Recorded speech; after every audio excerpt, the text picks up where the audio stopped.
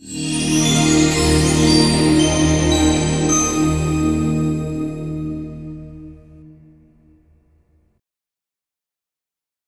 kind of guys do everything except take up the tickets for their team. Like that one? That is brilliant, absolutely brilliant. Freedom High School's TJ Mutcherson, he told me he's going to get 1,000 yards receiving, 500 yards rushing, and 2 to 3 interceptions a game, and I think he actually believed it.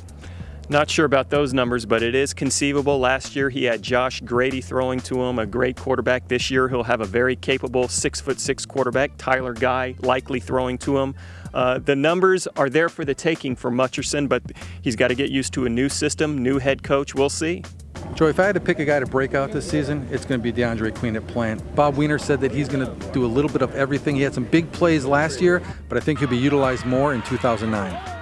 But he's going to run the ball. He's going to take some snaps at quarterback. He's going to catch the ball. He's going to return the ball for us. He's going to play some corner. You know, he's probably a guy who'll have 5 interceptions. He'll probably throw 2 touchdown passes. He'll probably catch 12 touchdown passes, and he'll probably run for 5. You know, a guy like that, when you look at the final line and say his productivity, you say that guy's one of the best players around. Joey, if we were having a fantasy football draft, Myrick Wynn would be one of my top 2 or 3 picks.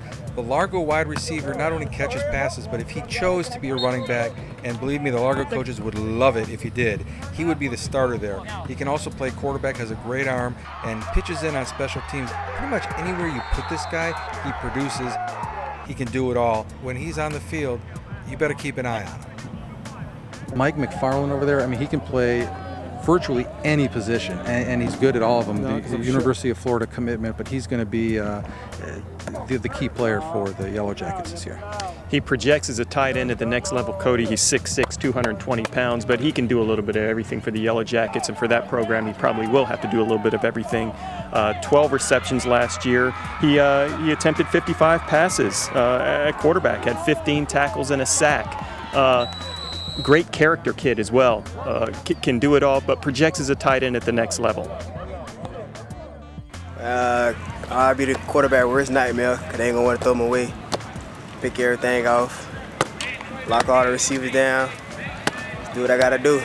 Dondre Davis at St. Pete is probably the guy that a lot of people haven't heard of, but he had 7 interceptions last year. He returned 3 kickoffs for a touchdown, and he kept it going in the spring where he had an interception return for a touchdown, and he's probably going to be one of those guys that joins the upper echelon of playmakers this season. West is probably one of the best playmakers in Tampa Bay, maybe the best, especially on the kick returns. He had 5 of them for touchdowns last year. Plays a little bit of running back. He's got 4.3, 4.4 speed and is getting some looks recruiting wise. His counterpart really is Bernard Reedy at Lakewood. I mean, they're very similar players. I think Reedy's more versatile. He plays defensive back. His highlight film, I mean, the first 10, 15 plays are him on defense, but he's lined up at quarterback, running back.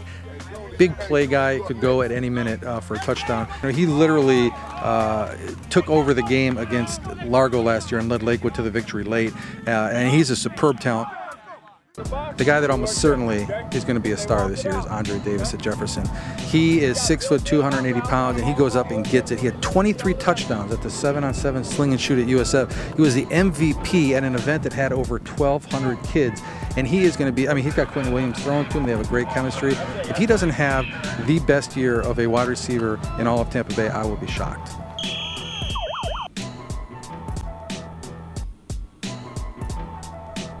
Joey, if there's one guy that coaches and players would unanimously select as probably the most dangerous playmaker in all of Tampa Bay, it's Jeremy Deering.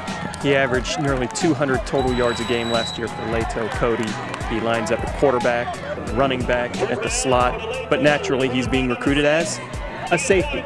And the thing we like about Deering, he's a kid of integrity.